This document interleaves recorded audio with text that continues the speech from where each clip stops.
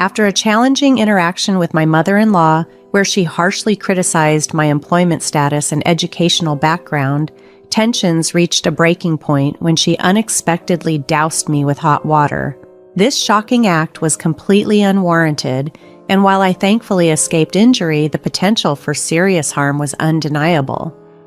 I was taken aback by her extreme actions, especially since it was my husband who was unemployed, not me. This growing resentment toward her unreasonable behavior became overwhelming. Enough is enough, I resolved. If this is what you want, I have no choice but to leave, I declared firmly. My mother-in-law seemed almost pleased by my decision to leave, showing no remorse.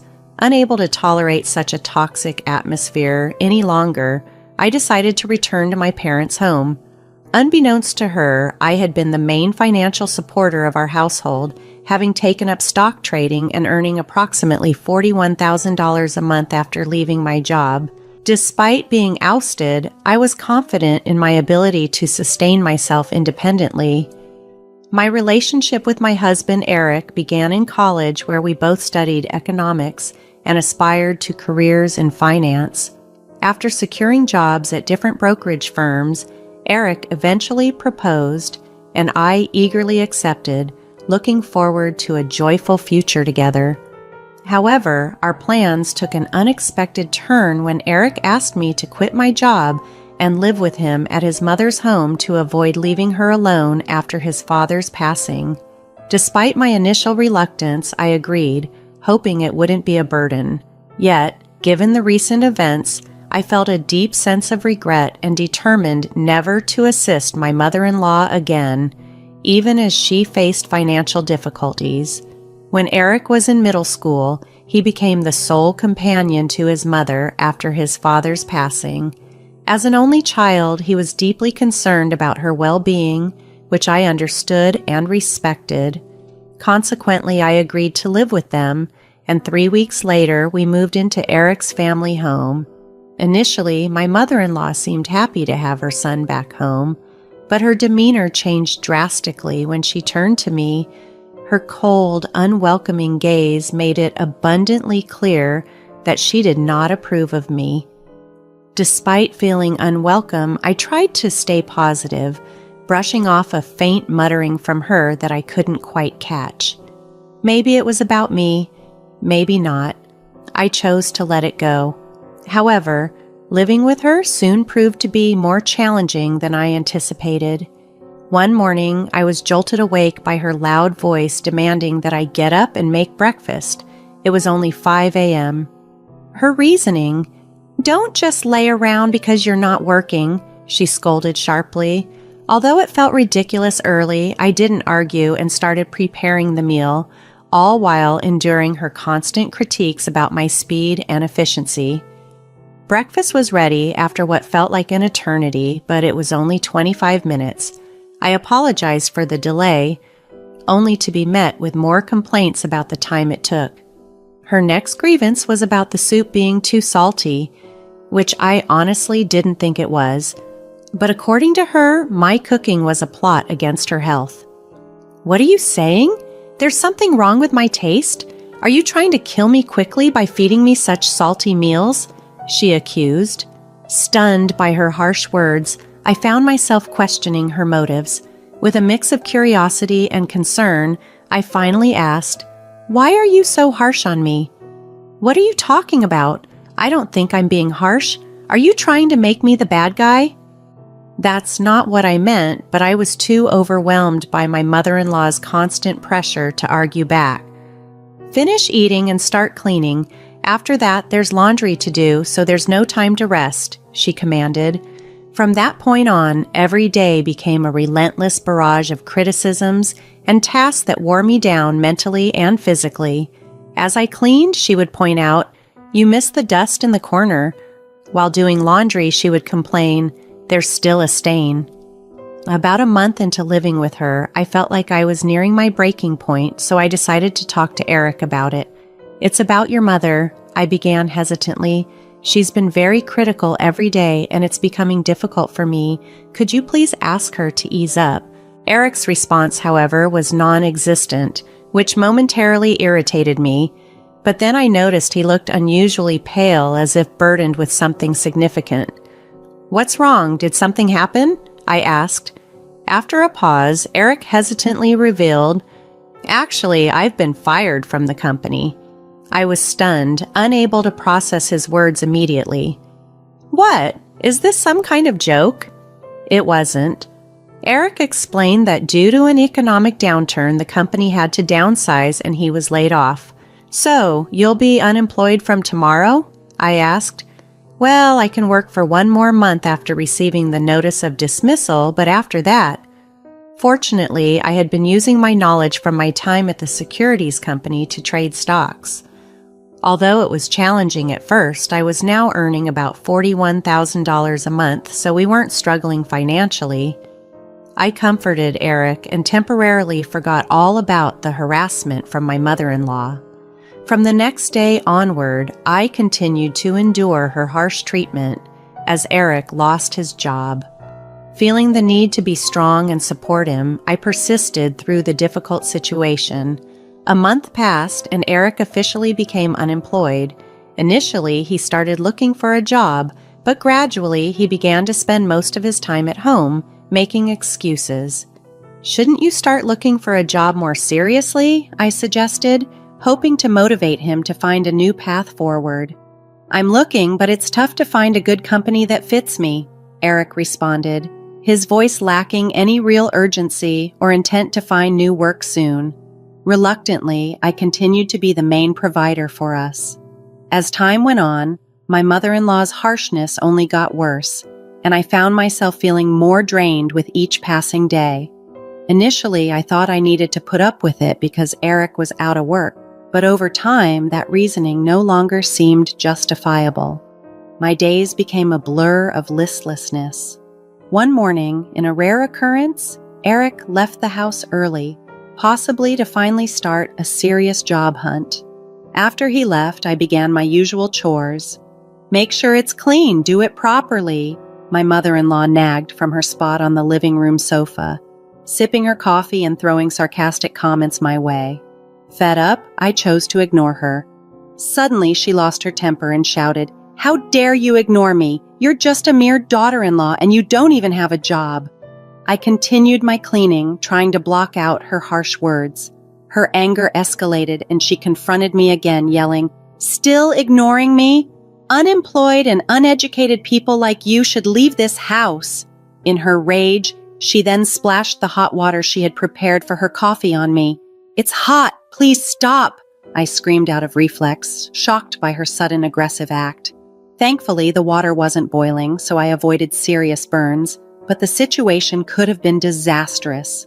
Finally reacting, she said venomously, "This is what I've been saying. If you're not working, leave this house."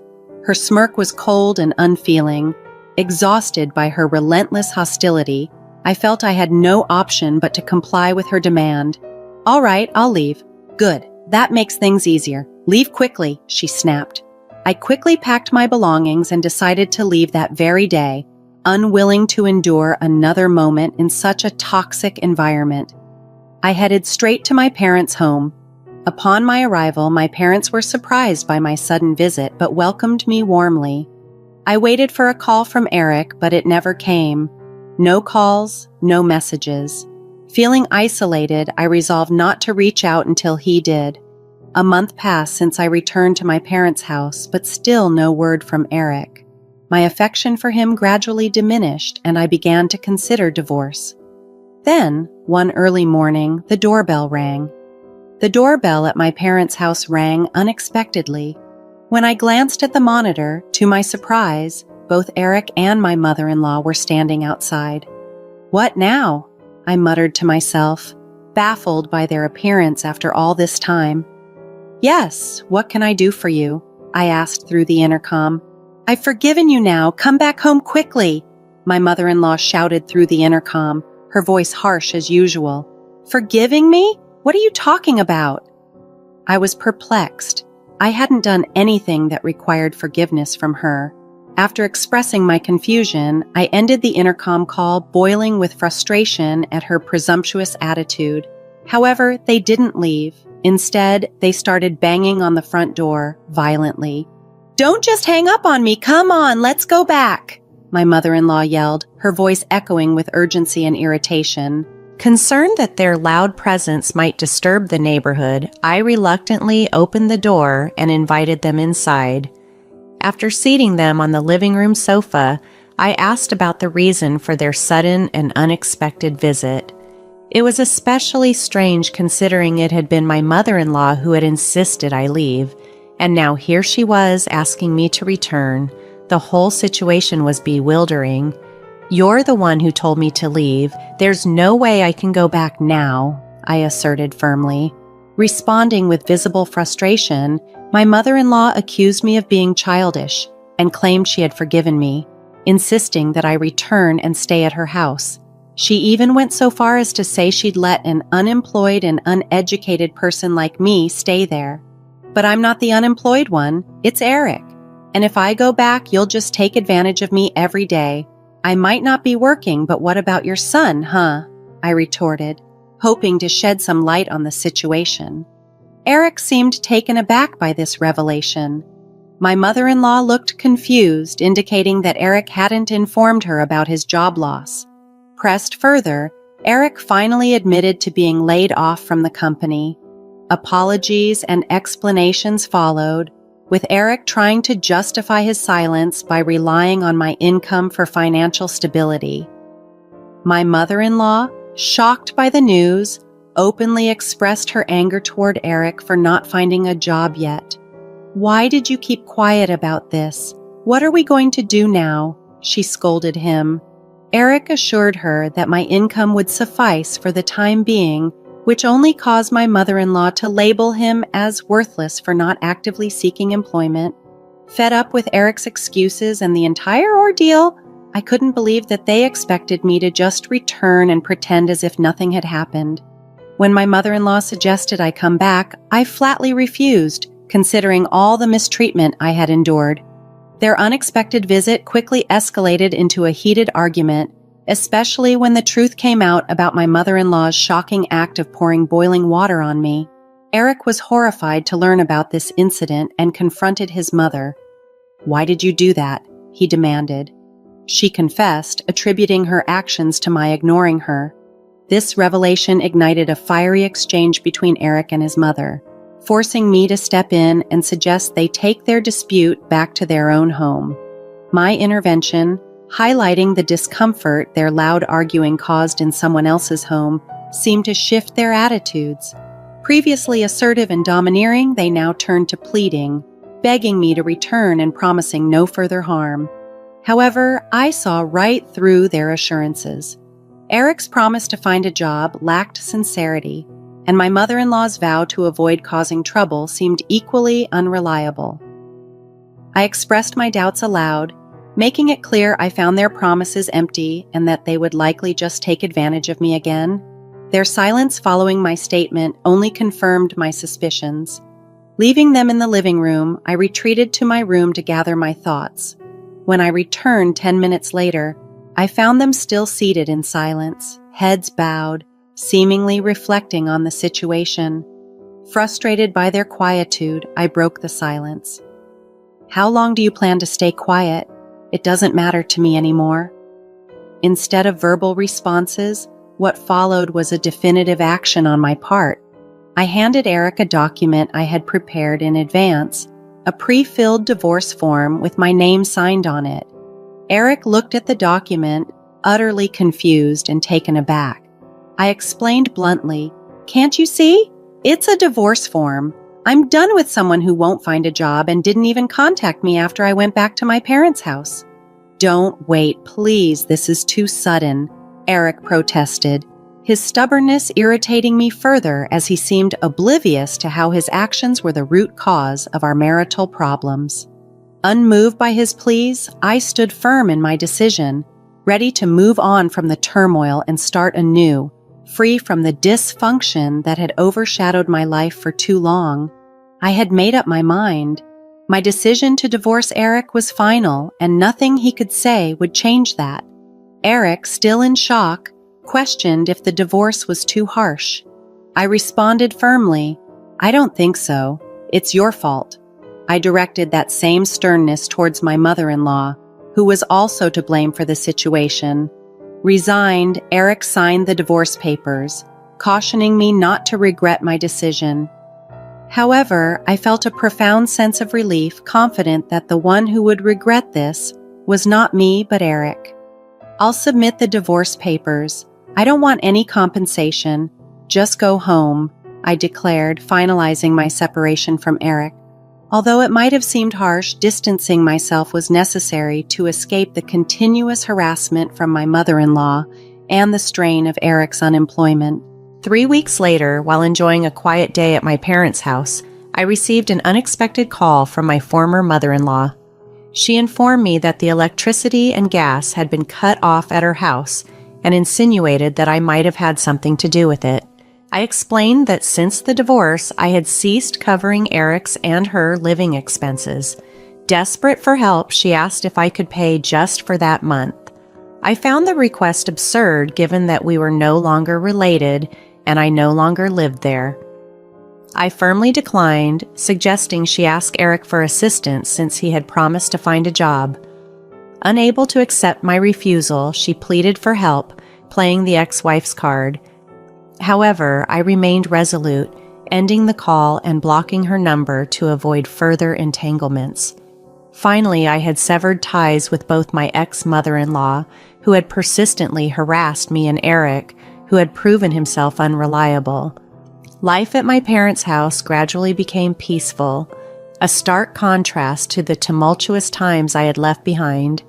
I began to enjoy a newfound sense of tranquility and freedom, relieved to have distanced myself from such a toxic environment.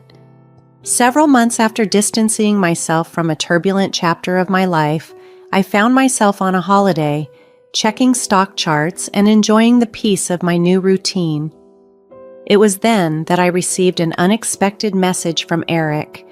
In it, he apologized for everything, acknowledging his past reliance on me and mentioning his recent employment at a factory. Despite his apology, I felt no desire to re-engage with that part of my life.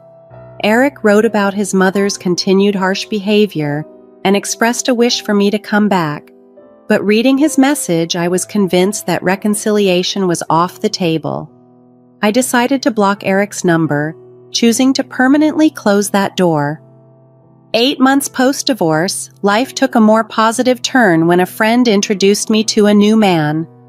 He was dependable and treated me with respect, and despite our age difference, we found a strong connection.